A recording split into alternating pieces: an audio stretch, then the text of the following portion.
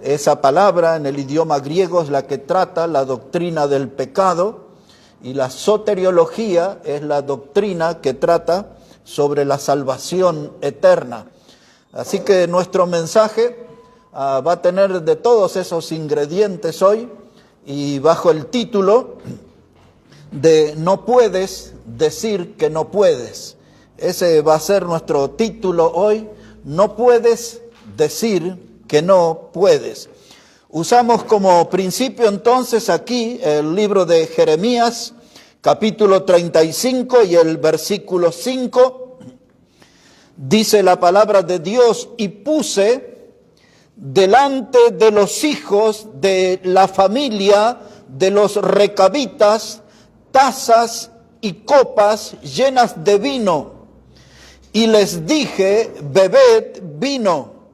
Mas ellos dijeron: no beberemos vino, porque Jonadab, hijo de Recab, nuestro padre, nos ordenó diciendo: no beberéis jamás vino vosotros ni vuestros hijos, ni edificaréis casa, ni sembraréis sementera, ni plantaréis viña, ni la retendréis, sino que moraréis en tiendas todos vuestros días, para que viváis muchos días sobre la faz de la tierra donde vosotros habitáis.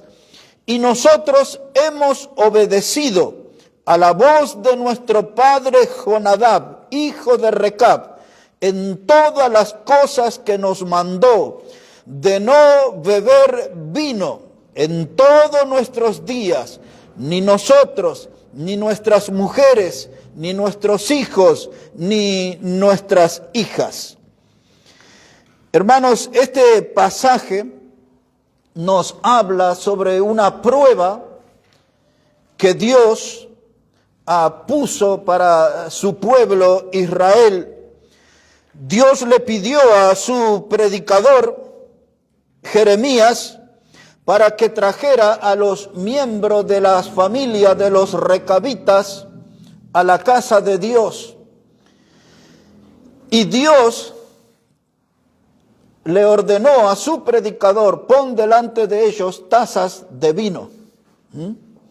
Así que vino la familia de los recabitas y Jeremías ahí preparó todas esas tazas de vino, copas con vino, y le pidió que bebieran.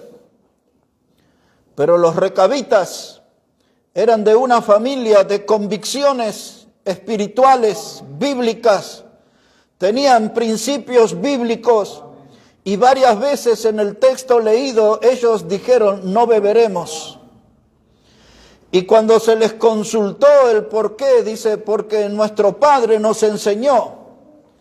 Y nosotros hemos dado nuestra palabra que ni nosotros, ni nuestros hijos, ni nuestros nietos, ninguno de los que tenga nuestra sangre va a beber vino. Wow. Y Jeremías dice: pero Dios les mandó a tomar. Y dijo: pero nuestro padre, nosotros vamos a honrar a nuestro padre. Y esta situación Dios la usó para enseñarle a su pueblo de cómo esta familia, con sus convicciones, siguió la voz de su padre, y el pueblo no podía seguir la voz de Dios. No obedecía al pueblo al Padre Celestial. Y Dios citó a esta familia para que exhibieran sus convicciones, su firmeza. Y esta familia es la primera que nos va a enseñar en esta tarde a decir: nosotros necesitamos con urgencia aprender a decir no a ciertas cosas. Cuando alguien le pone la taza de vino, la copa de vino, como en este caso, usted es un hijo de Dios, tiene que decir no. No es porque estamos entre amigos, es porque estamos entre hermanos, es porque estamos entre vecinos. Si esta es su convicción, usted tiene que decir no. Y si su argumento es: todo lo hacen, siempre lo hemos hecho, entonces usted debe aprender esto hoy: no puede decir que no puede. No puede decir que no puede. Porque esta es la convicción. Ahora, hermanos, cuando usamos la expresión breve, no, cuando decimos no, estamos hablando de poner límite. Cuando decimos no, estamos poniendo un punto final a algo. No es el final de algo, no se puede pasar de ese límite. Cuando usamos la expresión no, significa que hay un impedimento. Esto no se puede, este es el límite, hasta aquí llegué, desde aquí no puedo pasar. Decir no, hermano, nos va a librar de grandes problemas en la vida. Aprender a decir no nos va a librar de grandes problemas en la vida. Y hay que saber decirle no a lo que está mal. No importa si todos lo hacen, no importa si es la moda, no importa si es la costumbre, si es la tradición. Lo que está mal, siempre está mal. Y yo tengo que aprender a decir no, porque si no digo no, va a venir la ruina y va a venir la destrucción sobre mí.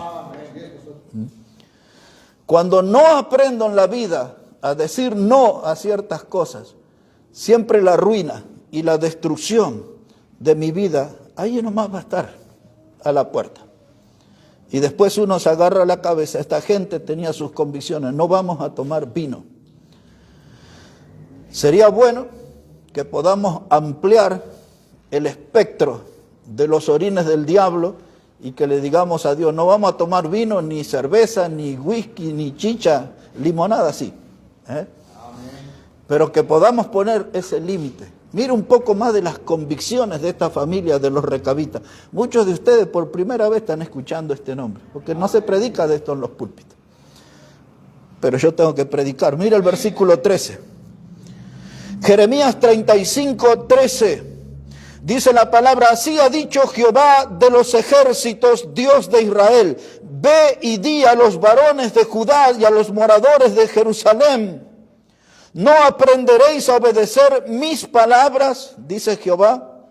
Fue firme la palabra de Jonadab, hijo de Recab, el cual mandó a sus hijos que no bebiesen vino. Otra vez, fue firme, dice Dios. Amén. Firme fue la palabra de los hijos para que no bebiesen vino, y no lo han bebido hasta hoy, por obedecer al mandamiento de su padre. Y yo os he hablado a vosotros desde temprano y sin cesar, y no me habéis oído. Otra vez, hermano, Dios le está diciendo a su pueblo, ¿cómo esta familia no toma vino porque le dieron la palabra a su padre que no lo iban a hacer? Y cómo ustedes, como pueblo, yo les hablo desde temprano, dice Dios, y no me obedecen. Y ahora vamos adelante, verso 15. Dice Dios, y envié a vosotros todos mis siervos los profetas desde temprano y sin cesar para deciros, volveos ahora cada uno de vuestro mal camino y enmendad vuestras obras y no vayáis tras dioses ajenos para servirles y viviréis en la tierra que di a vosotros y a vuestros padres, mas no inclinasteis vuestro oído ni me oísteis. Ciertamente, los hijos de Jonadab, hijo de Recab, tuvieron por firme el mandamiento que les dio su padre, pero este pueblo no me ha obedecido. Así que, hermanos, aquí hay principios. Un padre que transmitió convicciones a sus hijos, transmitió principios para su familia, sembró principios espirituales, sembró principios que iban a traer salud a la familia. Y este es uno de los temas. Dice, ustedes no van a tomar vino, los que tienen mi sangre, los que tienen mi apellido. Yo creo que esto debe ser para toda la familia de Dios. No presentarnos para ese espectáculo doloroso y vergonzoso al que conduce el alcohol. No beberéis vino. La gente, hermano, trabaja. La gente transpira. En el gremio de lo que es, varios de ustedes se rompen sus ojos, los riñones, la cintura, todo con el trabajo. Y después los vemos el domingo en el fútbol, en las calles, todos borrachos, tirados al atardecer, dormidos en el colectivo, babeándose, con rostros que a simple vista uno se da cuenta que están alcoholizados y se dio cuenta cómo el demonio líquido se metió. en esos cuerpos. Pues eso es el alcohol en cualquiera de su forma, es el demonio líquido, es el que todo lo arruina. Y la gente está esperando. En la colectividad dice, hoy es viernes y el cuerpo lo sabe, hoy tengo sed. La sed del viernes, que termina el lunes a la mañana, al mediodía a veces esa sed. No se termina nunca esa sed, parece. Y allá el martes se acuerdan que tienen que ir a trabajar. Y entonces cuando usted le marca con la Biblia, dice, pero yo soy el que trabajo, yo soy el que transpiro, la plata es mía, yo soy. Pero si no quiere escuchar la palabra de Dios, usted empieza a acariciarse y a besarse con la ruina, con el final de su vida. Y yo estoy viendo una juventud y lo que más me preocupa es la cantidad de mujeres jóvenes de 20 a 30 años, cómo ya están llegando al final de su vida. Y todo por causa del alcohol. Faltó alguien de la familia de Jonadab, de Recab, que le enseñara no al vino y no a ninguna clase de bebida que sea destructiva. Porque hay otras energizantes que son destructivas. Y no sé si hasta el maltil no está en la familia. Vamos a ver. Pero no puedes decir que no puedes. Ahora, dicen, la iglesia no me enseñaron, pero tú ya tienes que darte cuenta que el alcohol te hace daño. No era necesario escuchar, pero también hay un tirón de oreja para los predicadores. Hay que enseñar eso a la gente. Hay que enseñarle eso al pueblo, que el pueblo agarre convicciones. Una copa inocente, una latita inocente, trae una gran ruina. Yo no sé dónde me voy a meter ahora, pero le voy a llevar ahora con la Biblia. Si puede buscar ahí en el libro de Génesis, capítulo 9.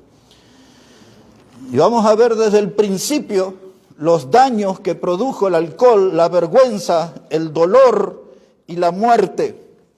Otra vez, vergüenza, dolor, muerte. Todas esas cosas se esconden detrás del alcohol. Mire la primera manifestación alcohólica en la Biblia. Observe ahí. Libro de Génesis, capítulo 9, verso 20. Había pasado el diluvio, salieron del arca Noé y los suyos. Y Noé hizo algo bueno, levantó un altar a Jehová y adoró a Jehová.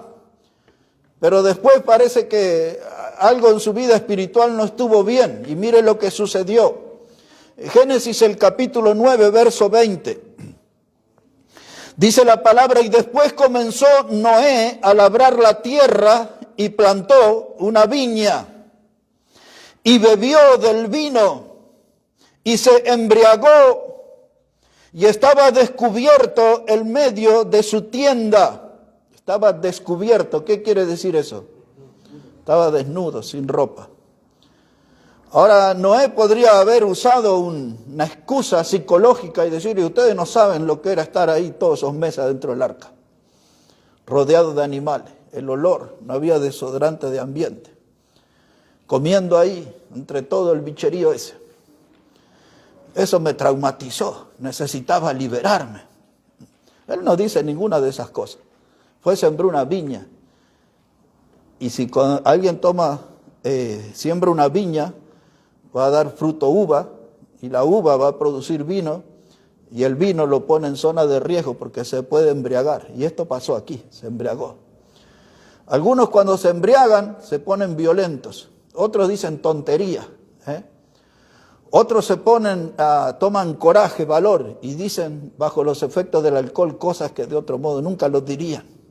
Todos tienen reacciones diferentes con el alcohol. Otros empiezan como Noé a sacarse la ropa en esos bailes, aún en los familiares. Y entonces ahí, la tía descocada. Y ahí está, empezó a sacarse la ropa, a hacer su espectáculo. Qué loca mi prima. No, pero es el alcohol que empieza a empujar a ese tipo de cosas. Y aquí ya lo vemos en Noé. Y ya se desnudó, se puso loco ahí. Ya estaba ahí, imitando a Adán quizás, no sé qué andaba haciendo Noé. Pero siempre trae vergüenza, dolor, muerte. Mire cómo sigue la historia, verso 22. Y Cam era uno de los 3 hijos de Noé. Padre de Canaán, vio la desnudez de su padre y lo dijo a sus dos hermanos que estaban afuera. Y entonces Sem y Jafet tomaron la ropa y la pusieron sobre sus propios hombros. Note esto, Sem y Jafet. Tomaron la ropa, la pusieron sobre sus propios hombros y andando hacia atrás cubrieron la desnudez de su padre, teniendo vueltos sus rostros, y así no vieron la desnudez de su padre. Y despertó Noé de su embriaguez y supo lo que le había hecho su hijo más joven y dijo: maldito sea Canaán. ¿Escuchó lo que leí? Se despertó de la borrachera, la ropa suelta, cubriéndolo, y se dio cuenta de lo que su hijo le hizo. Abusó su hijo del padre. Y ahí nace toda una historia de los descendientes de Cam, los cananitas. Usted tiene que leer todas las cosas que Dios le dijo a su pueblo que no debían hacer, que hacían los cananitas. Entre sus cosas, pues tenemos aquí algunos niños, no voy a entrar mucho en detalle. Dios le dijo: no harás como ellos que se echan con animales. Y todo esto empezó acá. Todo empezó acá. ¿Por qué sucedió todo esto? ¿Era el destino? Era el alcohol el problema acá. Ahí empezó todo. Vergüenza, dolor, muerte. Cuando usted va un poco más adelante, no muy lejos de ahí, pero eso lo vamos a recordar nomás. En el capítulo 19 de Génesis, cuando los ángeles sacan a Lot y su familia de Sodoma y Gomorra y le dan la orden de que no miren hacia atrás porque Dios iba a enviar un fuego, un juicio de fuego y azufre. Y llegaron a un lugar que se llamaba Zoar. La esposa de Lot se transformó en una estatua de sal y él avanzó con sus hijas. Y allí en Zoar tuvieron miedo y subieron al monte. Y entonces sus hijas dijeron: vamos a levantar descendencia, y emborracharon al padre. Una noche lo emborracharon. Y ahí en Génesis 19, del 30 al 38, verso 30 a 38 está lo que le cuento. Y una entró con el padre borracho, tuvo relaciones con él, incestuosas, y esa le animó a su hermana la otra noche y dice: ya fui yo, ahora ve tú. Y otra vez lo emborracharon al padre. Y nacieron dos hijos. Uno se llamó Moab y el otro se llamó Amón. Los moabitas y los amonitas, dos pueblos enemigos de Israel hasta el día de hoy, nacieron de esa noche de alcohol, lujuria e incesto. ¡Ah, qué tremendo! No fue una cosa de una noche, traspasó todo un hilo a través de la historia. Los hijos que nacieron de esa noche que comenzó con alcohol. Aquella noche en Babilonia, de Daniel capítulo 5, donde el rey Belsasar cita 1000 concubinas en el palacio y trae los músicos y comienzan a beber, dice la palabra de Dios, hasta que les entró el gusto del vino. Es la frase que usa la Biblia en Daniel capítulo 5. Entró el gusto del vino. Aquí en nuestra cultura dice: calentaron el pico, ¿no? Ya estaban cantando pavada, ya estaban hablando tontería. Y entre las mayores tonterías alguien dijo: traigamos los vasos que trajimos de Jerusalén cuando invadimos y tomamos el templo de Dios, y trajimos del templo de Dios los vasos de oro. Y dice que empezaron a tomar. Y empezaron, a alguien se le ocurrió, dice: vamos a rendirle culto a los dioses y a los ídolos de barro y de hierro y todo ídolo que tenían ahí, con los vasos que eran de uso santo en el templo de Dios, todos borrachos. Hasta que apareció aquella mano en la pared, ¿se acuerdan? Y escribió: Mene, Mene, Tekel, Uparsim. Ese día y esa noche, al final del capítulo 5 de Daniel, el rey Belsasar murió, sin dejar de mencionar que su temor que le invadió su alma fue tan grande que sus rodillas golpeaban una con la otra cuando vio aquella mano que anunciaba el juicio de Dios que fue atraído por el alcohol. Todo empezó con el alcohol. Baile, música, sexo.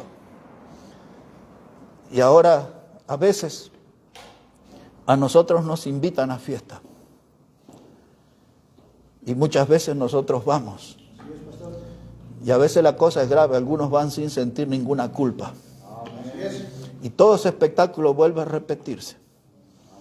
Y nosotros quedamos en el medio del lugar donde se puede desatar el juicio de Dios. Esto en los días de este siglo XXI, estas cosas que yo le estoy diciendo, le llaman evidencia empírica. No sé si han oído. El presidente de nuestro país usa mucho esa frase, una evidencia empírica. Es decir, que la historia lo demuestra que es así. No podemos negarlo porque es así. Ha ido pasando y seguirá pasando. Pero ¿qué es el detonante que atrae el juicio de Dios? El alcohol. Después hay otras cosas. Idolatría, inmoralidades, lo que viene, lo que se desencadena. Pero el detonante, lo que inicia todo, es la latita que brama o esas parecidas. Y aquí está. Ahora sí, un poquito en la Biblia. Todo lo que le dije está en la Biblia, pero vamos a leer ahora en Proverbios 23. Proverbios el capítulo 23. Estamos hablando del tema, no puedes decir que no puedes. Proverbios el capítulo 23, versículo 29. Proverbios el capítulo 23 y el versículo 29. Mire cómo dice la palabra de Dios allí. Proverbios 23, 29 dice, ¿para quién será el ay? ¿Para quién el dolor? ¿Para quién las rencillas? ¿Para quién las quejas? ¿Para quién las heridas en balde? ¿Para quién lo amoratado de los ojos? Para los que se detienen mucho en el vino, para los que van buscando la mistura, recuerde esa palabra, mistura. No mires al vino cuando rojea, cuando resplandece su color en la copa, se entra suavemente, mas al fin como serpiente morderá, y como áspid dará dolor. Tus ojos mirarán cosas extrañas. Bueno, y ahí nomás porque no voy a tener tiempo de explicar todo lo que sigue. Pero voy a fijar la idea. Dice la Biblia, no mires el vino cuando rojea en la copa. Una de las costumbres que tienen, usan unas copas grandes de cristal fino, la miran a la luz, a la copa, y luego la inclinan y le ponen un poco de vino. El bebedor refinado es instruido por alguien que le llama un catador, un experto en vino. Sacuden el vino en la copa, lo miran, lo olfatean, hacen un cálculo de distancia. Todo esto es un ritual. Un pequeño sorbo,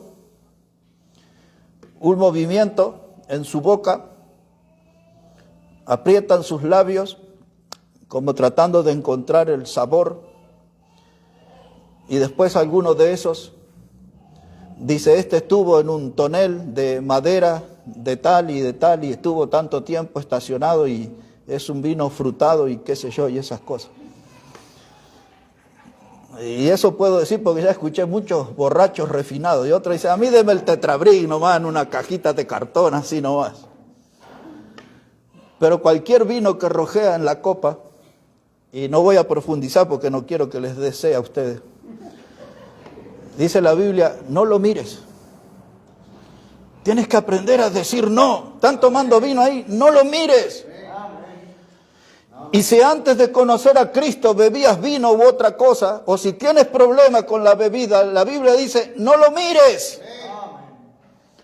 Porque no queremos oírte un domingo aquí con lágrimas en tus ojos, avergonzado delante de los hermanos o quizás de la esposa y de los hijos, decir, y soy débil, de carne somos. Aprende a decir no, no puedes decir que no puedes. La Biblia te lo enseña, no lo mires, porque Dios ya conoce tu debilidad y nosotros también la conocemos. No lo mires. Me invitaron a un asadito, hay vino. Yo iría por el asado, pero el vino me va a hacer... No voy. No voy. ¿Y por qué no vas? Porque ya no sos más de la familia, no sos más de los nuestros. No voy simplemente porque aprendí a decir que hay cosas que en la vida no se puede. No se puede. ¿Y cuándo puedo decir no? Cuando tengo convicciones bíblicas, cuando tengo temor de Dios, cuando absorbo la doctrina que Dios me está enseñando, entonces empiezo a tomar fuerza y un valor que antes no tenía y ahora me animo y les digo no. Les digo no en forma de límite, de punto final. Eso me hace mal, estropea mi imagen, daña mi salud, arruina mi testimonio, mancha mi fe y corta mi comunión con Dios. Simplemente digo no. Wow. Déjeme decirle aquí una cosa que están acá en el medio. Versículo 33. Dice, tus ojos mirarán cosas extrañas, ¿no? Y ahí dice el hombre a la medianoche, mi amor, me parece que estoy viendo doble, veo dos acá. O tienes melliza, o tienes gemela, Pero yo no necesito ir a una reunión de borrachos para saber que no ven bien, que ven doble, que ven. La Biblia ya lo dice. Tus ojos mirarán cosas extrañas, Parece ser uno del Evangelio que decía, veo hombres como árboles. En esas reuniones hay algunos dicen. Y se confunden, ¿no? Pero voy a salir de eso. Voy a ir al principio. Verso 29. Dice, ¿para quién es el ay? Es lo que la Biblia plantea. La palabra ay, la expresión de dolor. ¿Para quién viene el sufrimiento? ¿Para quién es el ay? ¿Para quién el dolor? ¿Para quién las rencillas? Ahí en esa mesa familiar o de amigos, aún en el ambiente mismo del fútbol, dice, no rendiste, como no jugaste como tenías que jugar. Y ahí ya las rencillas, ya con unas latitas encima, ya se pelean. En las familias también, no viniste a visitar a mamá, no soporto a la suegra, ahí ya. Las rencillas, las heridas de balde. Fue al baño, ahí se cayó, ahí está bañado en sangre, está tirado ahí. ¿Para quién las heridas? Si no hubiese tomado, hubiese calculado bien y hubiese notado dónde estaba la pileta y dónde estaba el inodoro y todo eso, ¿no? ¿Para quién las heridas? Y se cayó y ahí está en la calle desangrándose, ya llamaron al SAME. Y dice la Biblia, para los que están entretenidos en el vino. Hasta aquí me extendí en este punto, porque nosotros como bautistas fundamentales, hombres y mujeres, tenemos que aprender a ponerle un límite al alcohol en nuestra vida. Si usted no tiene un problema con el alcohol, gloria a Dios, pero si tiene ese problema, entonces va a tener que aprender a decir no. Si es un sediento, aprenda a decir no. Y no se acepta la excusa. No puedo decir que no puedo. No se acepta la excusa simplemente porque no puedes decir que no puedes. Porque al pasar nomás le digo, todo lo puedo en Cristo que me fortalece. Segundo no, que necesitamos aprender. Estamos en una clase de seminario, hermano. Pero hay que aprender a decir no al adulterio. Este es un tema bien serio. Este es un tema bien delicado. Muchos predicadores dicen, pasemos a página, ese no, lo hablaremos más adelante. Acá lo necesitamos hablar hoy. Génesis, capítulo 39. Estamos yendo al comienzo. Génesis, el capítulo 39. Versículo 6. Génesis, el capítulo 39, versículo 6. Este capítulo nos habla de un jovencito veinteañero casi, llamado José. Sus hermanos lo habían abandonado, en un pozo lo tiraron, luego lo rescataron, lo vendieron a los madianitas, luego estos lo vendieron a los egipcios como esclavo, lo compró un capitán del faraón que se llamaba Potifar, lo puso en su casa y este hombre notó que todo lo que José hacía, Dios lo prosperaba en su mano. Y la Biblia se encarga de decir una y otra vez eso, Dios prosperaba todo en la mano de José. La Biblia no lo dice, según la historia, es posible que Potifar era un hombre eunuco.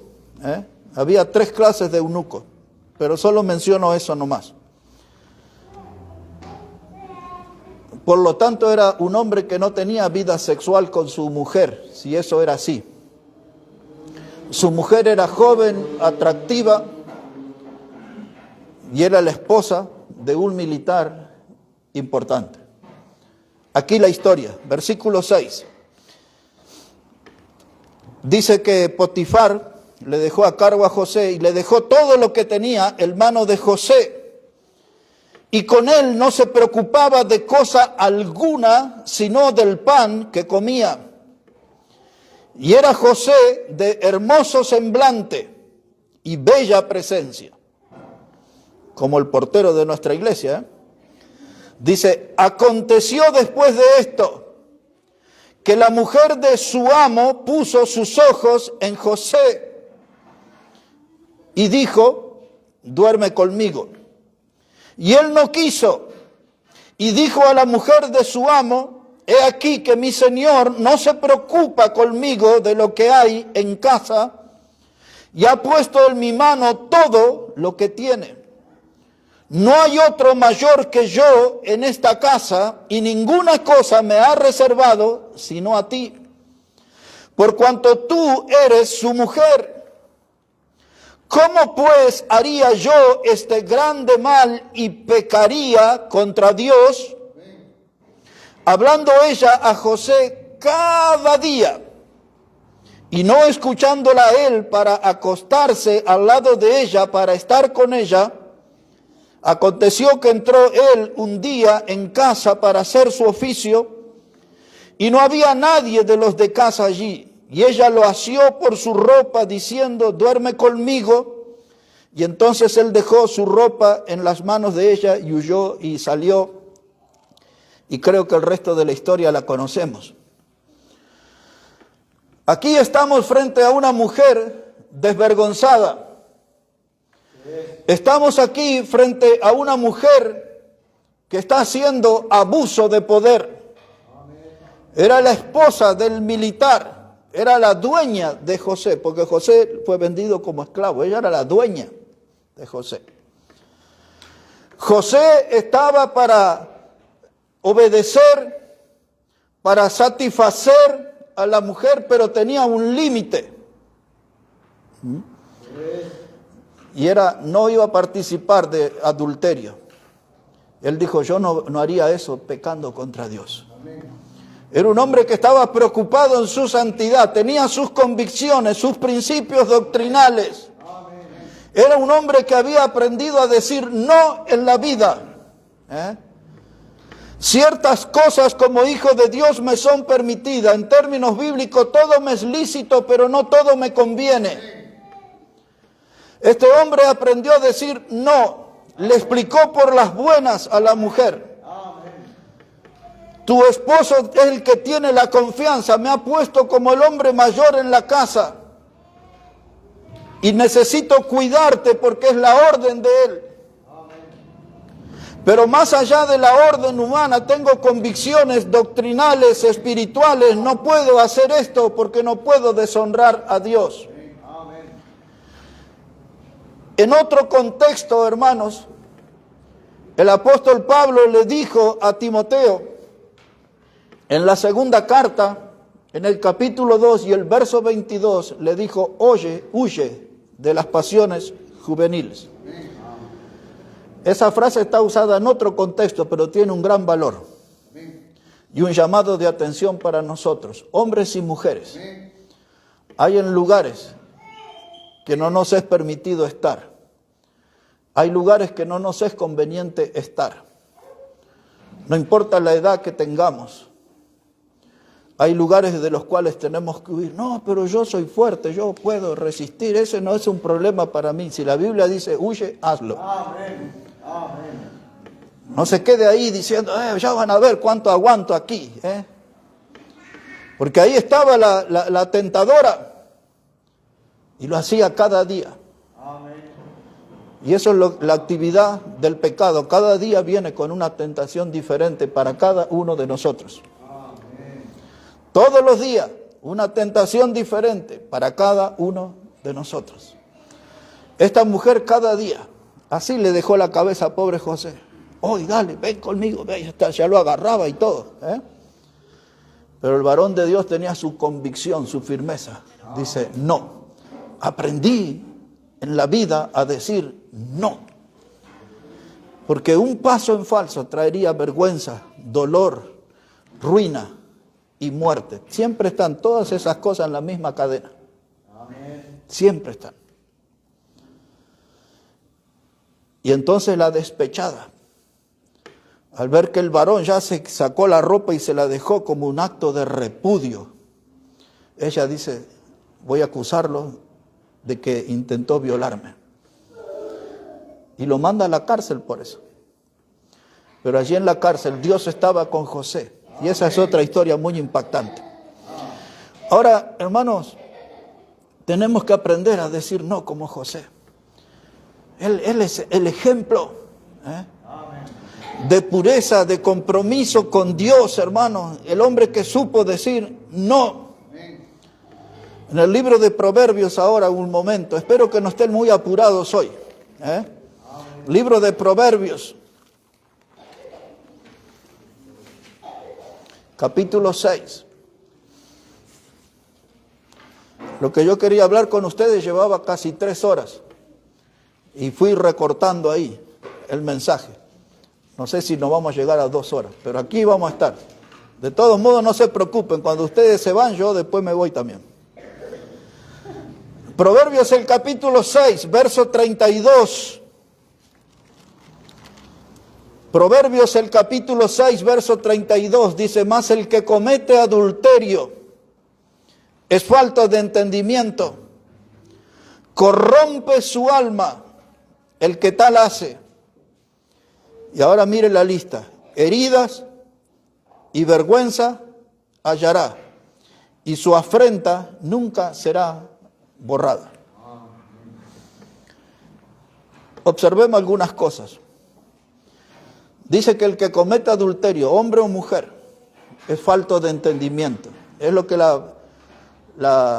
cuando Job le dijo a su esposa, eres como todas las mujeres fatua, esa palabra fatua que él usa, eres falta de entendimiento, acá no te funciona esto bien. Otras traducciones tenemos como la palabra necio. Sin embargo, en nuestra cultura, el adúltero es un vivo, es un genio. ¿Cómo hace este? No lo descubren. Y otros gritan allá, pásame la receta, porque piensan que eso es una gracia. Piensan que el ser una persona adúltera, una mujer, dicen, las mujeres se jactan y dicen, nosotros somos diferentes a los hombres porque nosotros no dejamos huella. El hombre es tonto, siempre lo atrapan. Esas cosas hablan, sin entendimiento. Pero la Biblia dice, hermanos, que el hombre o la mujer que comete adulterio corrompe su alma. En otras palabras, está diciendo que él está poniendo a su alma en un estado de putrefacción. Esa alma está podrida ya. Eso se lo digo en francés puro. Está podrida. Ya eso huele mal. Huele mal. Y entonces dice la palabra que corrompe su alma el que hace esto. Y después empieza la cadena.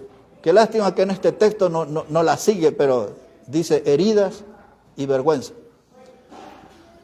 El hombre delante de la esposa, de los hermanos de la iglesia, delante de sus hijos, de sus nietos, Lo descubrieron, ya todos lo saben. Y la gente le empieza a perder el respeto. Ya los hijos no lo respetan. Ya los nietos no lo respetan. Ya perdió la autoridad de hablar, de aconsejar al respecto. Vergüenza, herida. Y va por la calle, o entra al trabajo y alguien ahí con su mano acá, y llegó el adúltero. En una fiesta familiar, en la cocina alguien murmura, llegó la adúltera de la familia. Heridas, vergüenza. Pasaron siglos, hermanos, siglos pasaron. Y lo que pasó en Josué, en ese libro, y llegamos a la carta de los Hebreos, siglos después, y todavía la Biblia le llama Rahab la ramera. No se pudo sacar el título. Y esto es lo que dice la Biblia, hermano. Dice que heridas y vergüenza hallará, y su afrenta nunca será borrada. En la familia, en la congregación, donde se mueve, será recordado como el adúltero o la adúltera. Qué tremendo, ¿no? Vivir con ese sello de horror impregnado en la vida. Pero no es que era vivo, no es que era viva y sabía ocultar. Y ahí van, la vergüenza y su peso, arqueando sus lomos, y así andan por la vida. Heridas, vergüenza. Falta agregar lo que vengo mencionando, ruina y muerte. Ruina y muerte. Pues en esta misma mañana escuché de un hombre que encontró a su mujer en la cama con otro y dice, 2 personas maté hoy. Y esa historia se repite por muchas partes. Hombres avergonzados se quitaron la vida ante la traición de la esposa. No pudieron soportar ser vistos así. Pero ¿cómo no era esto una viveza, no era una genialidad todo esto? Pues así, hermano, hay que escuchar la voz de la Biblia. Aquí también, capítulo 6, verso 23. Aquí hay un consejo fuerte. Dirían en nuestro barrio, picante. Mire, Proverbios 6, verso 23. Dice, porque el mandamiento es lámpara. Escuche eso, mandamiento. Lo que Dios dice es luz para nosotros, hermano. No está en oscuridad, el mandamiento es lámpara. Y la enseñanza es luz. Y camino de vida, las reprensiones que te instruyen. Para que te guardes de la mala mujer, de la blandura de la lengua de la mujer extraña. No codicies su hermosura en tu corazón, ni ella te prenda con sus ojos, porque a causa de la mujer ramera, el hombre es reducido a un bocado de pan, y la mujer caza la preciosa alma del varón. Ahora, antes de revisar algunas cosas, que por supuesto no voy a ir en profundidad aquí porque necesitaría por lo menos 1 hora solamente para explicar esta porción. Los hombres también tienen esta conducta. Este no es un problema de las mujeres.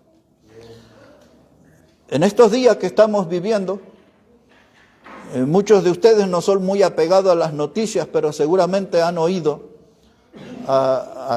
que salió a la luz todas las aventuras amorosas del presidente que tuvimos hasta el mes de diciembre. El último título que leí con algunas fotos que se veían de lejos y nombres había ahí, 19 mujeres había ahí. Pero se cree que el historial es más amplio, en 4 años que gobernó. Todos los diarios, en los programas de la televisión, todo está el nombre del presidente ahí dando vuelta. Más allá que es ahí, se le ha iniciado ahora un juicio por golpeador, ¿no?, de la mujer y etcétera. Pero los hombres andan en estas actividades, solo que el pasaje aquí habla de la mujer. Entonces, porque habla de la mujer, ningún varón dice, eso no habla de nosotros. Sí habla de nosotros también. Porque los hombres andan en estas mismas clases de cosas. Observemos ya que la Biblia dice aquí que es la enseñanza, dice aquí el texto, es luz, ¿no? Eso es lo que dice el versículo 23 al final, la enseñanza es luz. Bueno, vamos a ver cómo nos enciende la lamparita a nosotros esto. Y dice aquí el mandamiento, la enseñanza, dice que te guardes de la mujer extraña. El libro de los Proverbios habla mucho de la mujer extraña. Y hay dos clases de mujeres que la Biblia se refiere como extraña. Cuando usted lee el capítulo 7 de Proverbios, yo no voy a tener tiempo de explicar eso, pero hay un hombre que ve desde la ventana, Eso tendría que ver más con el punto que sigue. Pero dice que el hombre miraba desde la ventana y de pronto pasó un muchacho y al llegar a la esquina estaba una mujer con traje de ramera. Así dice el capítulo 7. Después tiene que leer todo eso. Pero bien despacito tiene que leer. Y entonces empieza a contar el que miraba desde la ventana. O sea que estaba mirando la tele casi, ¿no? Una novela, ¿no? Ahí cómo se iba desarrollando la escena. Y cómo ella le habla y al final le termina diciendo, porque mi marido se fue de casa, le dice. Y yo tengo ahí la cama, dice, con sus colchas y su perfume y empieza a hablar todo así. Y dice que su manera de hablar era blanda como el aceite, era dulce como la miel. Y ella después que terminó con su obra de seducción, dice la Biblia, lo llevó como el buey al matadero.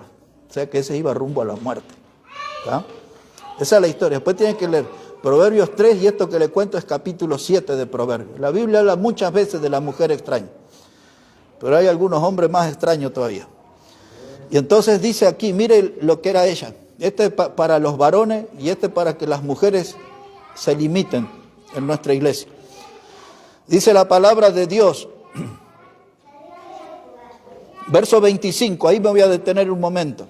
Ya el anterior habló de la blandura de la lengua, que en el otro capítulo habla de que es suave como el aceite y dulce como la miel.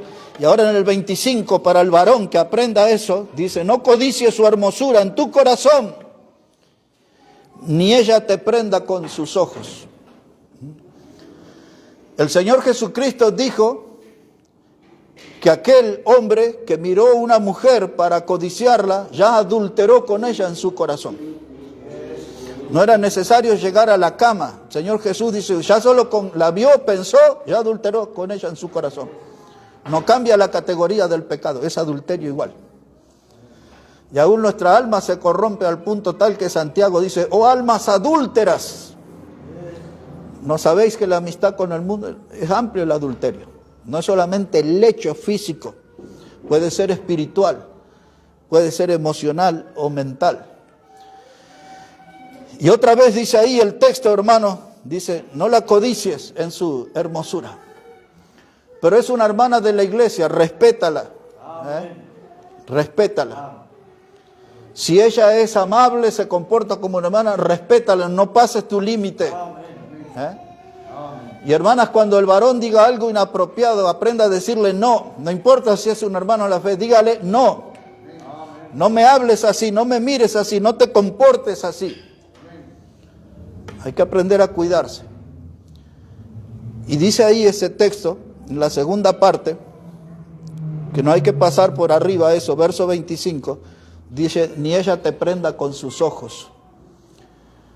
El pasaje habla del poder que tiene la mujer en sus ojos, en la mirada. ¿Qué problema? Bueno, creo que ninguno de ustedes tiene planes por ahora de ir a Paraguay. Pero yo fui casi 30 años a Paraguay. Y usted habla ahí o cruza una mujer y la mujer no le saca la mirada de encima. Ella es cultural. Y le mira, y le mira, y le mira, y le mira. Y todos tienen que estar advertidos que la Biblia habla de un poder de los ojos en la mujer. La Biblia habla como un acto pecaminoso aún la guiñada. Una mujer, todos saben que es una guiñada, ¿no? ¿Sí? Un cierre de un ojo ahí, ¿no? Y ya el varón cae ahí rendido, dice, me hirió de bala. y la mujer tiene poder en sus ojos, en su mirada. Saben a dónde apuntar, cómo seducir, cómo conquistar. Pero vamos adelante un poquito más. Y ahora mire cómo dice la palabra ahí. Verso 26. Porque a causa de la mujer ramera, el hombre es reducido a un bocado de pan, y la mujer caza la preciosa alma del varón. Estas no le llaman amazonas, pero son cazadoras. Y Dios, hermano, no anda buscando términos rebuscados. Dios dice las cosas como son cazadoras. Y salen a cazar. Y hasta tienen sus planes. Hoy voy buscando un jovencito. Y usan términos como colágeno y cosas. Usted ya ha oído todo eso. Y dice, hoy vamos detrás de un madurito. Vidal, los canosos tenemos que cuidarnos. Tenemos que cuidarnos nosotros los que peinan canas. Porque hay algunas que tienen ese gusto y dice, ese está lleno de sabiduría, dice. Y resulta que los panzones también, porque dice, ese debe ser lindo para el invierno, ¿no? Y hacen sus cálculos, son cazadoras, son cazadoras. Y dice, y cazan el alma preciosa del varón. Bueno, si ustedes quieren un día les predico todo bien profundo eso. Yo nada más que estoy contando un poco la historia para que aprendamos a decir no a ciertas cosas. Pero acá hay unas tremendas predicaciones, y si no, busque una copia de un libro mío sobre la familia, que ya tiene 14 años ese libro, y yo explico todo de estas mujeres extrañas en ese tiempo. No al vino, no al alcohol, no al adulterio. Ahora, esto es lo que no sé si voy a terminar a las 7, a las 8 o a las 9 de la noche, pero igual me meto. Amén. Amén. Hermano, porque Eva, nadie le enseñó a decir no. Abrió la puerta a que el pecado entre al mundo y la muerte también. ¿Escuchó eso? Porque nadie le enseñó a ella, tenés que decirle no a la serpiente. No escuches al diablo que está ahí, no entres en conversaciones con el diablo. Nadie le dijo no, y ella lo escuchó, y el diablo, cuando vio que logró su atención, le endulzó su oído y dice, ay, con que Dios dijo no comas de ese fruto. No, habrás entendido mal, porque si lo comes, seréis como dioses. Y hoy hay muchos predicadores que andan diciendo que son dioses. O sea que la doctrina de la serpiente hoy está en los púlpitos evangélicos. Hoy, hermanos. Amén. Muchos predicadores están enseñando eso. Esa doctrina salió de los labios de la serpiente. Seréis como dioses. Pero padre, esa me gusta. Así le dijo, me gusta. No dice la Biblia que le dijo, sería buena para mi compañera en el campo misionero. Para mis campañas evangelísticas. Me gusta para hacer los devocionales juntos, para ir a la iglesia juntos. No, dice, me gusta. Ya le estudió toda su figura. Y los padres tímidamente le dicen, pero ¿no hay mujeres en tu pueblo? Porque Dios no permitía que un judío se casara. El hombre ahí andaba de amores, y se fue con la prostituta, y cuando sucedió algo que no le gustó, fue al pueblo y agarró la puerta del pueblo, imagínese la puerta, y se la cargó al hombre y se la llevó al cerro. Y después encontró entre las filisteas una que se llamaba Dalila, y con ella jugaba los acertijos de cómo pecar y cómo no. Eso lo hacía Sansón, un trabajo de animal, una piedra de molino. Y finalmente, la figura más importante para recordar, al final Dios le dio una oportunidad final para terminar con los filisteos, o una buena parte de ellos, y se aferró a aquellas columnas y le volvió su poder a él, y todo aquel edificio cayó sobre él. Los filisteos murieron en gran cantidad, pero él murió aplastado por el peso de ese edificio, como una persona, hijo de Dios, va a morir aplastado por el peso del pecado. Así, no hay ninguna exageración en eso. Un hijo de Dios va a morir aplastado por el peso de su pecado. ¿Por qué terminó Sansón así de una forma tan triste? ¿Por qué terminan así de una forma tan triste muchos cristianos? Porque no aprendieron a decir no. Este es mi límite, hasta aquí llego, no puedo pasar esa línea. ¿Por qué somos bautistas separatistas? ¿Por qué hablamos de separación bíblica? De trazar una línea que nos separa del mundo. ¿Por qué está la línea trazada? No te unan yugo desigual con el incrédulo. Y ahí va la hija de Dios que fue fiel, servidora, y se agarró un filisteo, un mundano, y se fue, y casi que no la vimos más en la iglesia después. Porque no supo decir no. Y si es porque no le enseñaron, ya tenemos que aprenderlo a eso, hermano. Y no puedo decir que no puedo. No puedo decir que no puedo. Hermano, Eva, Sansón, muchas de esta gente, hermano, nos enseñan a nosotros que su final fue ruina, porque no supieron decir no. Hubo un rey, y esto pasa en la gente de todas las clases sociales. Y este era un rey, se llamaba Acab, se enamoró de una mujer, Jezabel, una mujer que su padre fue el fundador del culto a los ídolos, y ella era la fuente de doctrina de esta mujer. Y lo conquistó al rey Acab, y el rey Acab desvió el corazón del pueblo de Dios y lo volcó a los ídolos. Y tuvo que salir un predicador llamado Elías Tisbita a enfrentar a ese rey y a esa mujer, que terminó comida por los perros después. Y su hija no salió mejor, después la vamos a mencionar también. La hija de ella, que aconsejaba mal a su hijo Ocosías, le enseñaba a hacer mal. Eso lo iba a usar en otro punto, pero ya se lo voy anticipando. Y hermano, Salomón, en un momento de su vida, después del Señor Jesús, fue el hombre más sabio que pisó este mundo, pero no aprendió a decir no. Y cuando nos metemos en las páginas de la Biblia, lo encontramos enredado con 1000 mujeres, 1000. No hay un error de imprenta ahí, 1000 tenía. Y cada una de esas mujeres volcó el corazón de este hombre a sus ídolos. Fue doblegado. Ese hombre no supo decir no, no aprendió a decir no. Un predicador llamado Balaam no aprendió a decir no. Vino un rey para ofrecerle dinero para que maldijera al pueblo de Dios. Y tuvo que salir, dice la Biblia, una bestia muda de carga, una mula, una asna. Dios tuvo que hacer hablar. Y hoy, hermano, Dios no puede andar mandando burros que nos hablen a cada rato. Ya tenemos que aprender por la Biblia que hay cosas que tenemos que decirle no. No se puede. No me es permitido. Y entonces llegamos siglos después. El apóstol Pedro nos recuerda la historia de Balaam en la segunda carta, capítulo 2 y el verso 15. Y Pedro lo recuerda a Balaam, diciendo como el hombre que abandonó el camino. Dice, dejó el camino recto y amó el premio de la maldad. Don dinero. Vendió su don profético, como lo hacen muchos predicadores en nuestros días. Si ustedes supieran, hermanos, la vergüenza de predicadores de lo que cobran para ir a predicar, hermanos, en hoteles, y las comidas que piden, y agua mineral de tal marca y frutas de tal región y cosas así piden. Nosotros no salimos mucho de acá ahora, pero yo he visto algo de eso también.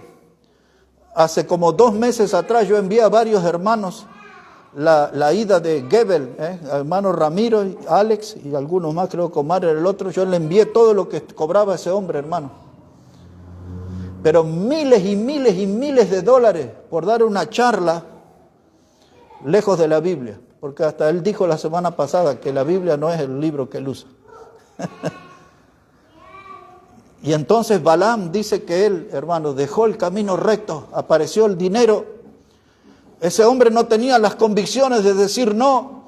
Usted y yo sí sabemos la Biblia y ella dice, hermano, que raíz de todos los males es el amor al dinero, el cual amando a algunos se extraviaron de la fe. El Señor mismo lo dijo, donde está tu tesoro está tu corazón. No puedes servir a 2 señores, no puedes servir a Dios y a las riquezas. Amarás a uno y aborrecerás al otro. Pero Balaam, hermano, no aprendió eso. Dice, y amó el premio de su maldad. Todos esos que hablan de prosperidad son gente, sin que yo los conozca personalmente, esa doctrina habla de gente que ama el premio de la maldad. Y aún entre los bautistas fundamentales hay que abrir los ojos, porque cuando el patrimonio del predicador crece, su pasión por las almas disminuye. Cuidado. Porque la gente dice, siempre están mirando. No, entre los bautistas fundamentales hay también. Y Pablo le dijo a Timoteo, manda a los ricos de este mundo que no pongan su confianza en la riqueza, la cual es perecedera, sino en Dios, que nos da todas las cosas para que las disfrutemos en abundancia. ¿Qué tiene hoy? ¿Arrocito con huevos? Disfrute eso. ¿Qué tiene mañana? ¿Fideo con una papita y 2 chuños? Disfrute eso. ¿Hay sopita nomás hoy? Disfrute eso. Porque en todo eso vemos que Dios nos da de todas las cosas. Vamos un poquito adelante, hermano. Ya le di un poco a Balaam. Esaú no soportó el guiso de lenteja. No supo decir no. Y cambió su doctrina. Y le dijo, te vendo la primogenitura. ¿Para qué la quiero? Dice él. Estaba vendiendo su derecho sacerdotal, su derecho a ser el intercesor entre Dios y su familia. Estaba renunciando en un sentido hasta caminar con Dios, hermano. Se desmoronó toda su vida doctrinal. Pasan siglos también. Y el escritor a los Hebreos dice en el capítulo 12 que Esaú quiso después, cuando se dio cuenta de la locura, que tenía la panza llena de lenteja, que estaba rico el guiso, pero se dio cuenta que lo que hizo fue una locura. Y dice el escritor a los Hebreos que él procuró recuperar la primogenitura aún con lágrimas. Pero ya era tarde. Imagínese un cazador, un hombre acostumbrado a tratar con animales, llorando como un niño que le robaron el chocolatín. Pero ya era tarde. Cuando Jacob le dijo, te doy la lenteja, pero dame tu primogenitura, tenía que haber dicho, no, la doctrina no se negocia. Mi comunión con Dios no se vende. Fue otro hombre que no supo decir no. Cuando los sacerdotes le pusieron las 30 piezas de plata a Judas el Iscariote, él tuvo que haber dicho no. Y cuando dijo no, ya era muy tarde. Él dijo, yo pequé entregando sangre inocente. Lo dijo, pero era tarde. No aprendió a tiempo a decir no. Es que si nosotros no aprendemos, mis hermanos, a decir no, a poner un límite, un punto final a algo, sufriremos vergüenza, sufriremos dolor, sufriremos ruina y finalmente muerte. Eso es así la cadena. Mire qué importante, 2 letras. No. No. Es todo lo que necesitamos aprender hoy. Toda una clase de seminario para hablar de 2 letras. ¿Sabe qué, hermanos? 30 piezas de plata. Terminó con Judas el Iscariote ahorcado allá, colgado en un árbol. Por un ratito, porque después dice el libro de Hechos que su cuerpo cayó y sus tripas se desparramaron. Tremendo final, ¿no? Tremendo final. Jehová, esperanza mía y castillo mío, mi Dios, en quien confiaré, Él te librará del lazo del cazador. Hasta lo cantamos nosotros ese acá, en Salmo 91. Hermanos, solo Dios puede librarnos del lazo del cazador. Necesitamos estar ligados al Señor.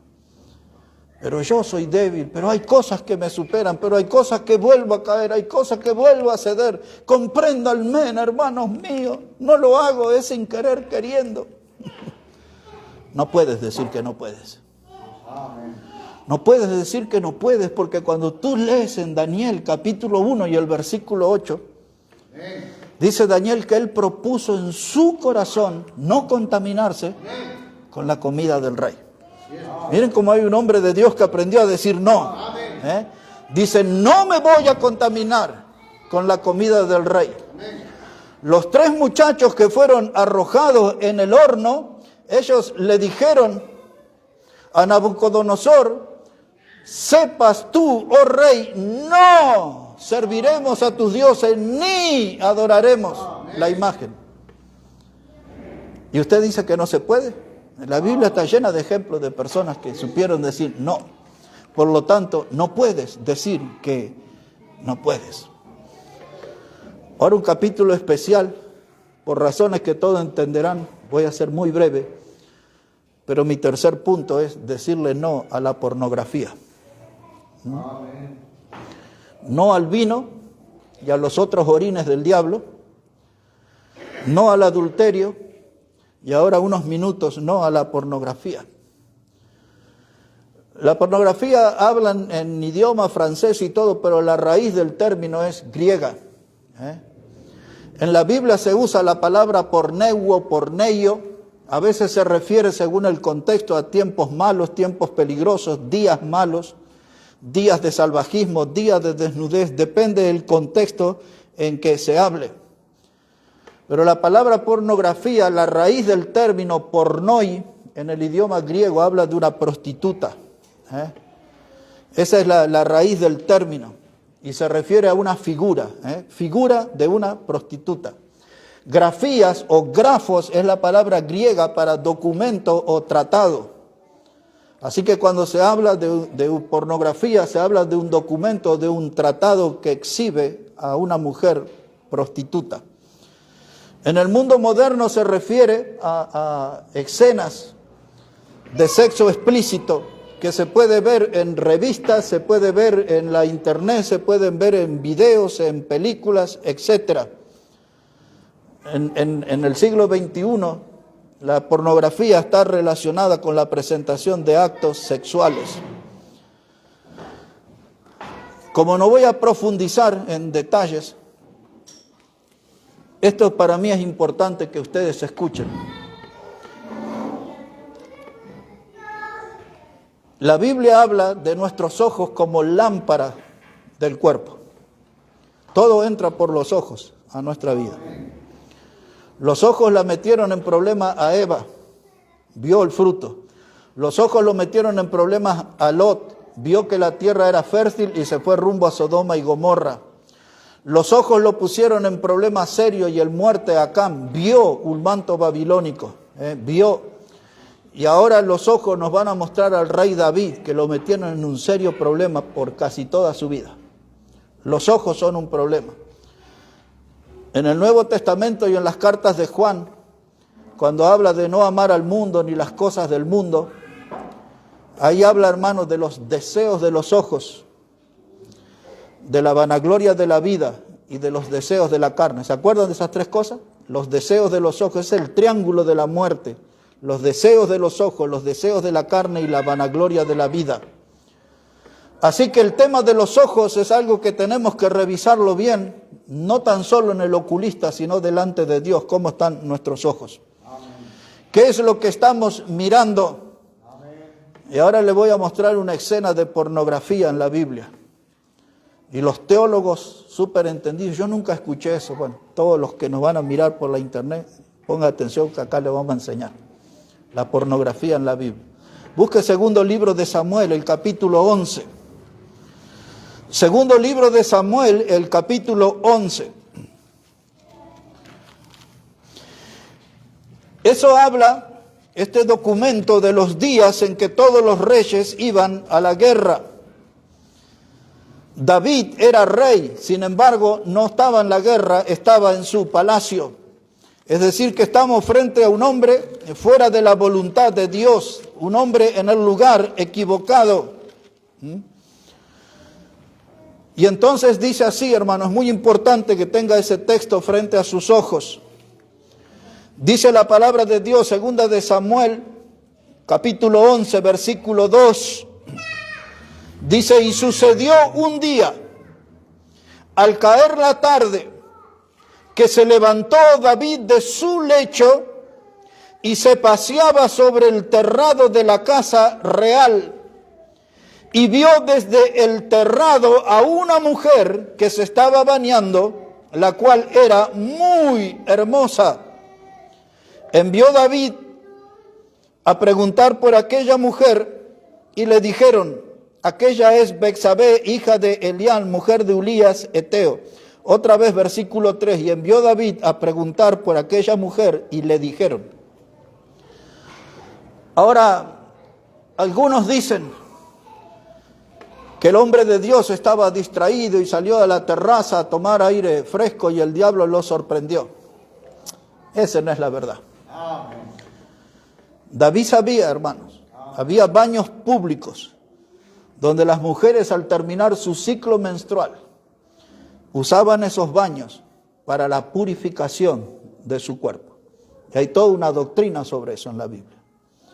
Y David sabía cuando salió que a alguien iba a ver él. Alguien se iba a estar purificando ahí. Y cuando él vio aquella silueta desnuda, él no llevó su mano a los ojos ni dio vuelta a la cabeza. La Biblia dice que la miró y sacó la conclusión, era muy hermosa. O sea que la estuvo mirando un buen rato. Ya no tenía Netflix ni ninguna de esas cosas modernas, tenía ya la pornografía directo desde la terraza de su palacio. Y ahora es lo que hacen todas esta gente, que son esclavos, adictos, porque eso es una adicción, y aún en los pastores, se habla hasta del 80%. Tremendo. Y este buscó sus cómplices y dice, vengan muchachos, díganme quién es aquella. Y ahí estaban todos los hombres, imagínense eso, todo en grupo los varones. Ah, sí, esta es la hija de... Y ahí dan el nombre, ¿no? O sea que la miraron bien de cerca. Dice, se llama Betsabé, es la hija de Eliam. Y otro dijo, che, esta es la mujer de Urías. Mirá qué linda que está. Y ahí estaban todos los babosos, ¿no? Mirando a David y sus cómplices. Usted nunca se había dado cuenta de esa escena, ¿no? Pornografía en directo, escenas de desnudez. Ahí nos dijeron, vámonos de acá, que no nos conviene mirar eso. No, ahí estaban, hermano, frente a eso. Y esa es la adicción. Cuando tenía 16 años, me citaron para jugar en la primera división del fútbol. Los compañeros que ahora yo tenía, que eran mucho mayores que yo, muchos de ellos eran famosos. Y los martes salíamos del entrenamiento en el centro de la ciudad. Yo tenía mi pelo largo, todo enrulado, así todo. Así que salía todo mojado, señal de que habíamos entrenado y nos habíamos bañado. Y con nuestros bolsos, ahí, un cuarto de plantel, medio plantel, todos entrábamos al cine. Yo tenía 16 años, eran películas para mayores de 18. Pero en el grupo, y ahí estaba yo. Y empecé a ver cosas que no tenía que ver. Y iban a hacer cosas que me iban a marcar por toda la vida. Ya pasaron casi 45, 46 años de eso. Y puedo recordarme entrando al cine con ese grupo de futbolistas, sentarme y las cosas que vimos. Y esas cosas no me hicieron bien. No me enseñaron buenas cosas. Ahora nadie me enseñó que eso no estaba bien. Y mis compañeros, todos ellos que eran grandes y famosos, algunos, ahí ellos estaban regocijándose en lo prohibido, deformando las mentes. Y hermano, todo esto no es bueno. No puedo profundizar mucho más en el tema, pero quiero proponerles con la Biblia que frente a eso, porque yo no sé qué es lo que se ve en esos canales que hablan tanto de Netflix y de cosas modernas. ¿Qué es lo que ve usted y qué es lo que están viendo sus hijos? ¿Qué clase de los niños de 12 años y 13 años? Y aún gente de los niños de nuestra iglesia ya me han contado tiempo atrás de lo que ven sus compañeros y lo que le invitan a ver sus compañeros. O sea que todos tenemos que estar acá con los ojos abiertos.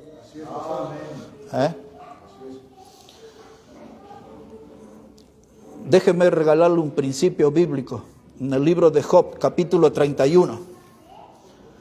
El libro de Job, el capítulo 31. Y después de esto voy a acelerar hasta el final. En el libro de Job, el capítulo 31.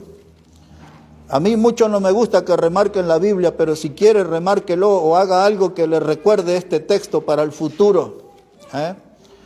El libro de Job, el capítulo 31, el versículo 1, mire cómo dice la palabra de Dios.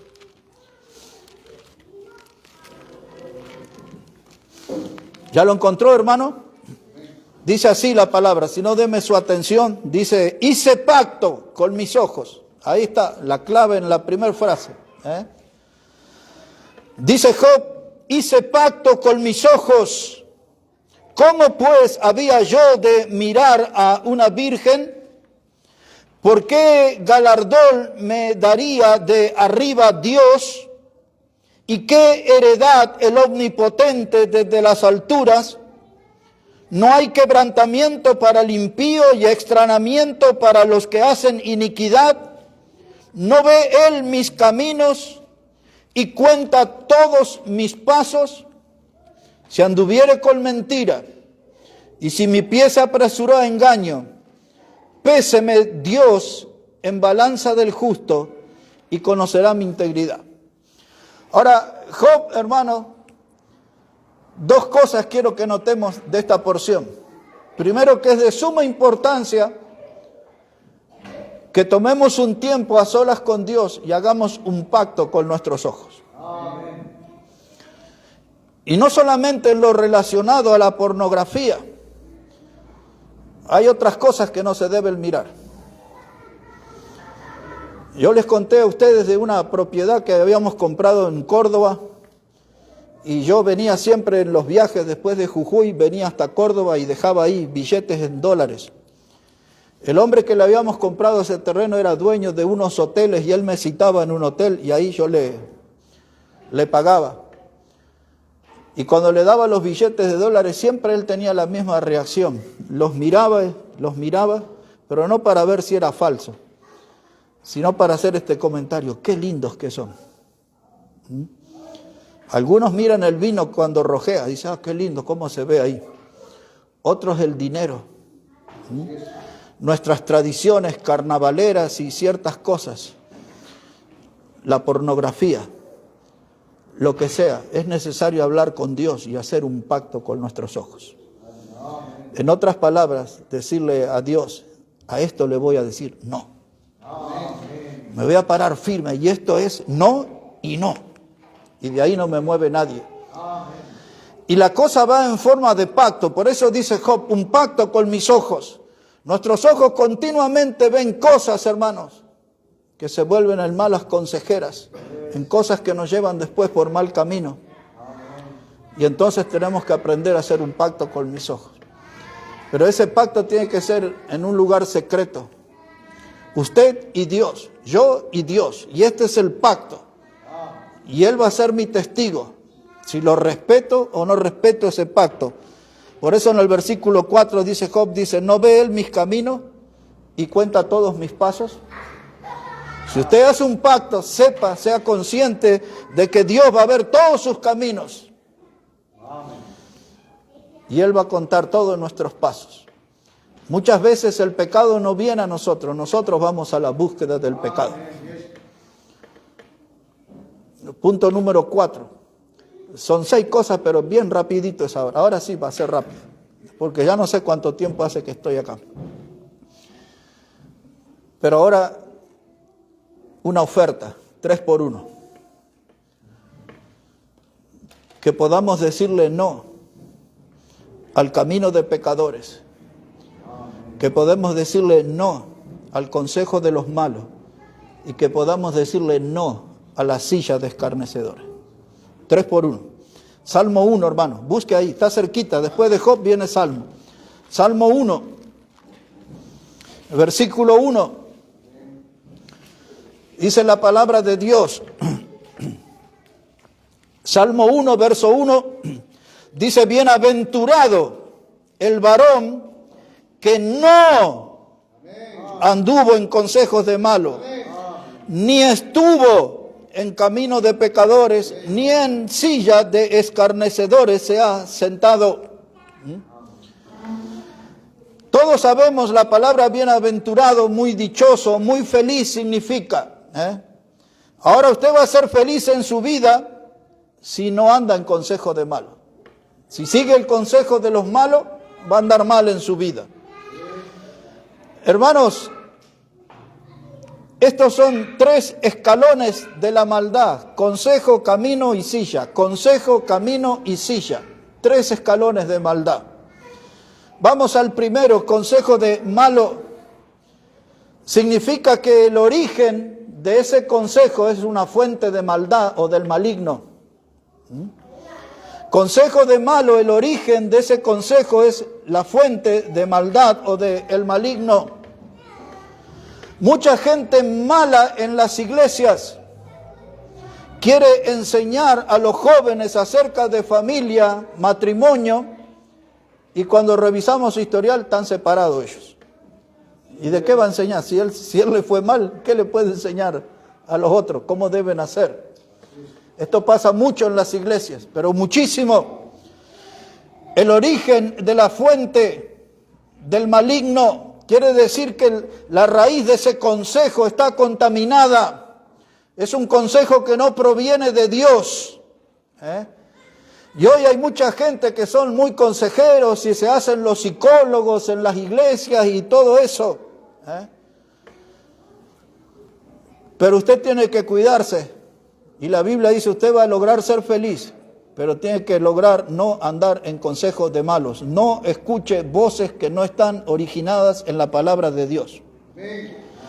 Cuando llegamos al año 2000, gritaban por todos lados que era el final del mundo y no sé cuánta historia. Y por otros lados se escuchaban unas voces que necesitábamos en los púlpitos, no predicadores, necesitábamos profesionales, era la palabra que usaban.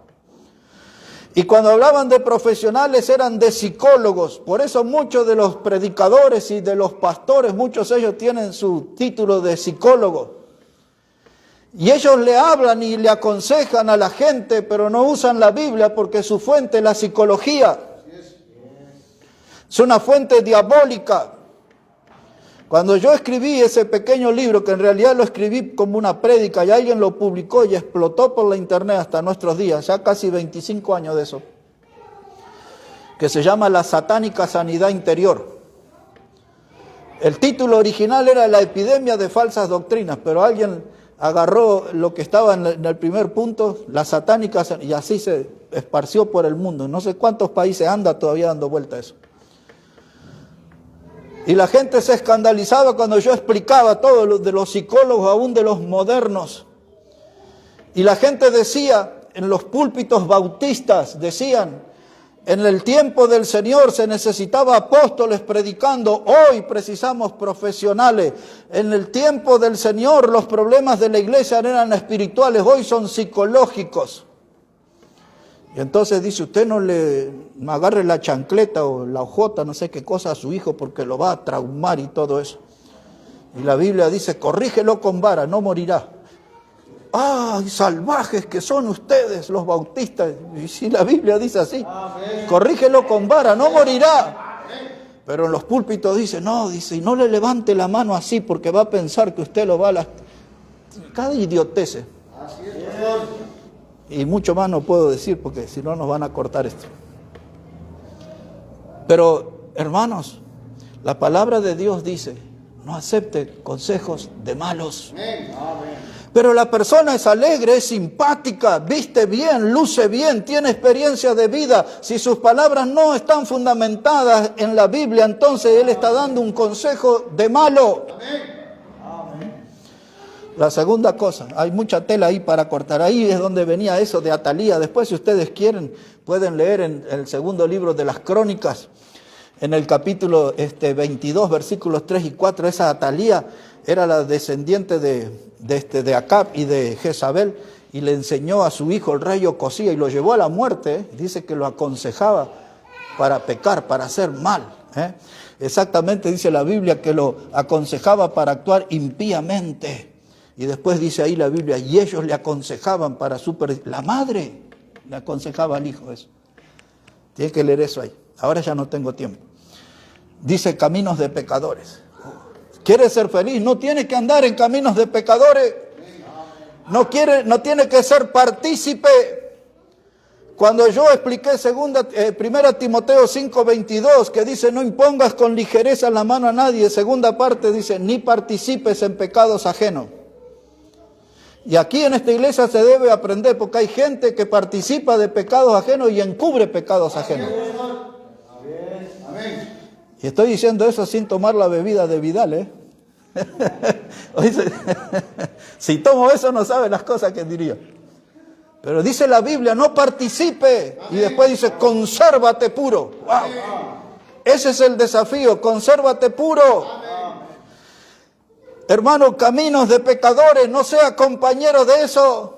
Pero es mi primo, pero es mi hermano, pero es mi tío, es mi cuñado, mi compañero de primaria, de secundaria. No participe, no los tenga de compañero. Y si participa, nunca será bienaventurado, nunca será muy feliz. Pues así es lo que enseña la palabra de Dios, hermano. No sea imitador, caminos de pecadores, quiere decir, no andes en eso, no seas imitador de lo que ellos hacen.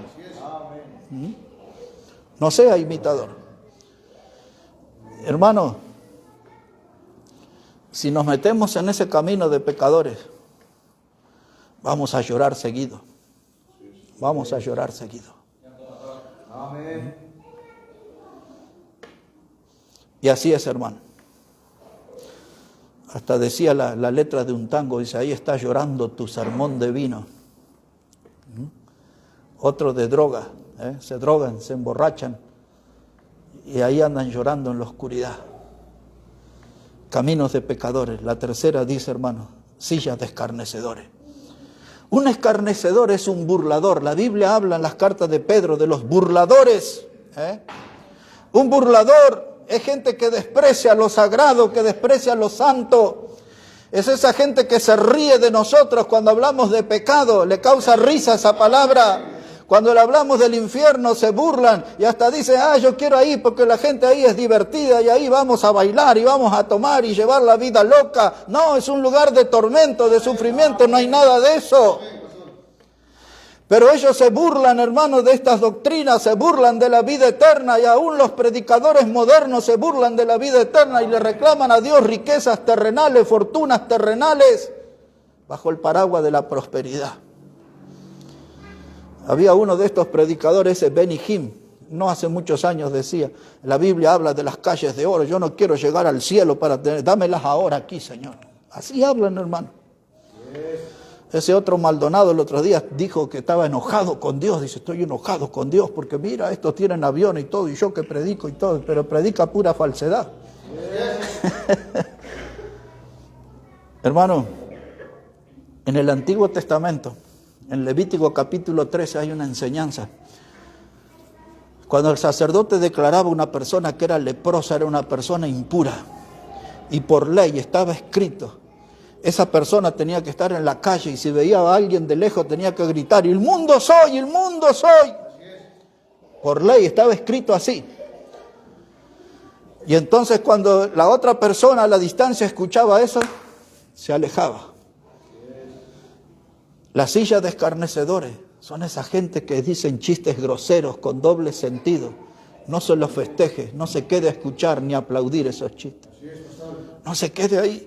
Son escarnecedores como si fueran leprosos. Huya, escápese de ese ambiente. No esté allí, hermanos, porque aprenda a decir no. Ay, el tío cuando se emborracha es tan gracioso las historias. No se quede a escuchar al tío. No se quede a escucharlo. Amén. Si quiere ser feliz, bienaventurado, no esté en consejo de malos, no esté en camino de pecadores, no se siente junto a la silla de los escarnecedores. Y lo último, porque creo que tengo compasión, hay que aprender a decirle no a la mundanalidad, hermano. Amén. No a la mundanalidad. El tema es amplio, pero un texto aquí. Busque por favor la carta de Pablo a Tito. Después de Timoteo va a encontrar la carta a Tito, capítulo 2, versículo 11. Este versículo es tan importante para mi vida que la iglesia que pastoreé por 26 años, cuando usted entraba ahí, tenía un cartel ahí enorme en la puerta que decía este versículo 11, la gracia de Dios se ha manifestado para salvación de todos los hombres. Eso dice acá Tito 2:11. Tito capítulo 2, versículo 11. Dice, porque la gracia de Dios se ha manifestado para salvación a todos los hombres, enseñándonos que renunciando a la impiedad y a los deseos mundanos, vivamos en este siglo sobria, justa y piadosamente, aguardando la esperanza bienaventurada, la manifestación gloriosa de nuestro gran Dios y Salvador Jesucristo. Eso habla, la esperanza bienaventurada es el regreso del Señor, el arrebatamiento. Hoy le dije que hablaba de escatología y de todas las doctrinas acá.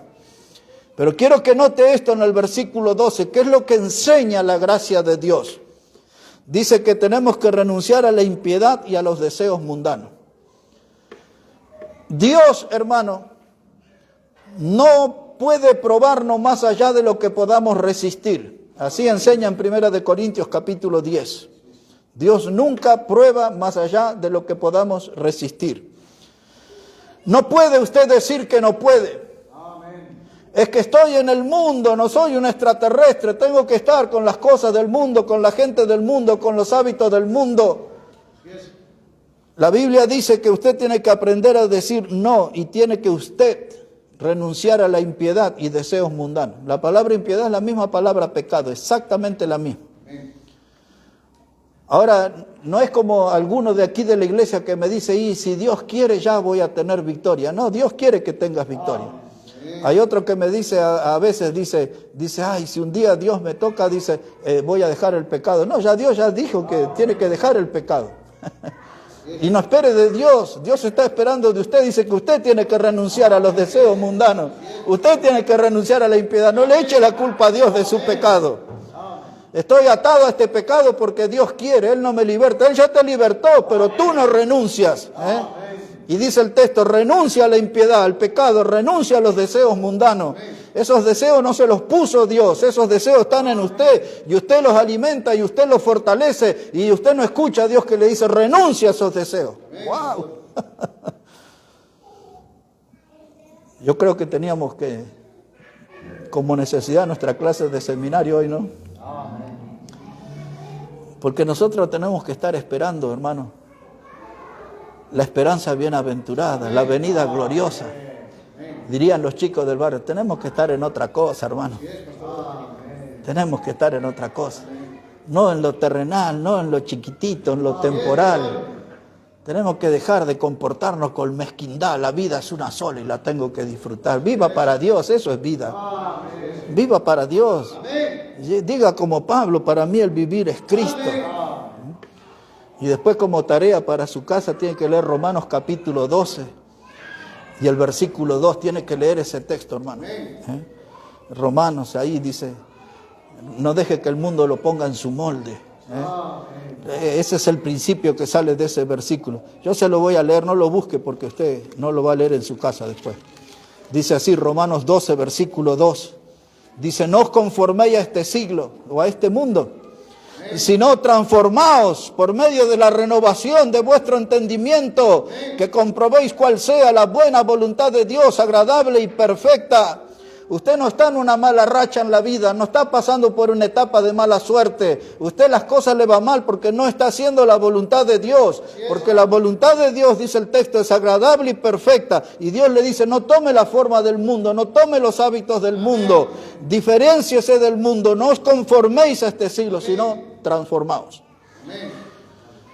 Y alguna vez yo le hablé aquí en este púlpito de la palabra transformado, la palabra griega que se usa ahí, metamorfó.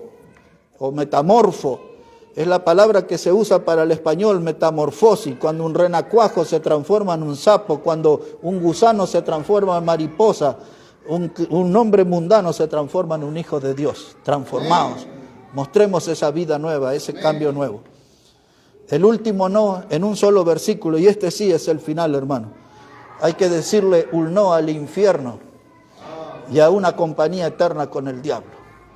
Y todos los que no conocen a Cristo y que van a oír este mensaje tienen que poner atención a esto, porque usted tiene que decirle no al infierno y tiene que decirle no a una compañía eterna con el diablo. ¿Cómo se logra eso? Muy simple. El Evangelio de Juan, capítulo 3, ese sí es el texto final. Evangelio de Juan, el capítulo 3, versículo 36. Evangelio de San Juan, el capítulo 3 y el versículo 36. Mire cómo dice la palabra de Dios. Evangelio de Juan, capítulo 3, verso 36.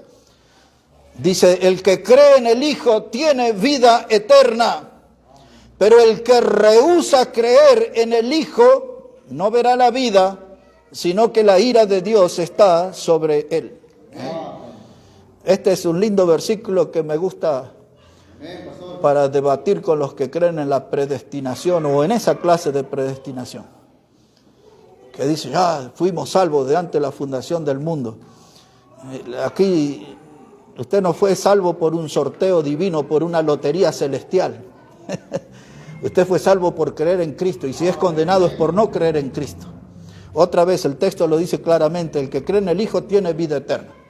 No dice que usted salió favorecido en un sorteo antes del fin de la creación del mundo con vida eterna. No dice eso, no fue sorteado. Dice que si usted cree en el Hijo, usted tiene vida eterna. Pero si usted no cree en el Hijo, entonces usted será condenado. La ira de Dios está sobre usted. Y alguien que escucha este mensaje dice, nunca había puesto atención a las cosas de Dios, a la palabra de Dios. Pero hay algo que me interesa.